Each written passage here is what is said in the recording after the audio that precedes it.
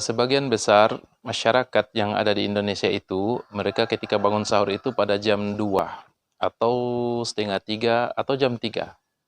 Itu menunjukkan bahwa waktu sahur itu masih jauh, masih ada kurang lebih 2 jam atau 2 jam lebih. Jadi ada hadis-hadis berkaitan dengan makan sahur. Pertama kata Rasulullah SAW, tasaharu fa inna fis sahuri barokah. Makan sahurlah kalian karena di waktu sahur itu ada berkah.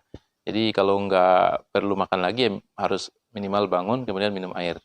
Yang kedua, Rasulullah SAW menganjurkan kita untuk mengakhirkan makan sahur. Mengakhirkan artinya makan sahur itu disunahkan mendekati azan subuh, bukan di jam 2 atau jam 3. Meskipun yang puasa di makan sahur di saat itu puasanya sah, tetapi tentunya kita mengejar sunnah Rasulullah, dan sunnah Rasulullah SAW itu diakhirkan.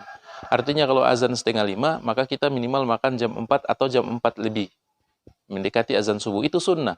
Kata Rasulullah SAW, la yazalun nas bi khair, atau la yazalu ummati bi khairin ma'ajjalul fitra wa akhurus sahur.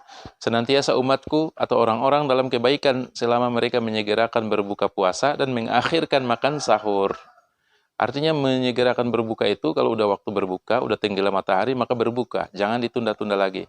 Kemudian mengakhirkan sahur. Artinya sahur, makan sahur itu mendekati azan. Jadi kalau kita ambillah bahwasanya azan itu sebelum azan 20 menit, 25 menit, atau setengah jam sebelum azan kita makan sahur. Jadi yang paling ideal itu kalau sholat atau azan subuh setengah 5, yang paling baik itu makan sahur itu jam-jam 4. Jam 4.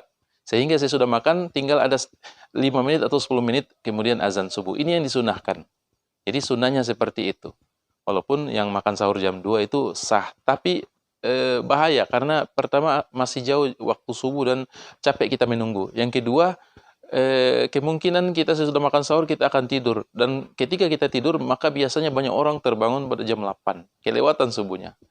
Kemudian yang ketiga, kerugian kalau kita terlalu dini makan sahur itu ternyata menyebabkan bahaya, asam lambung. Para kesehatan menyebutkan kalau kenyang kemudian tidur itu menyebabkan asam lambung.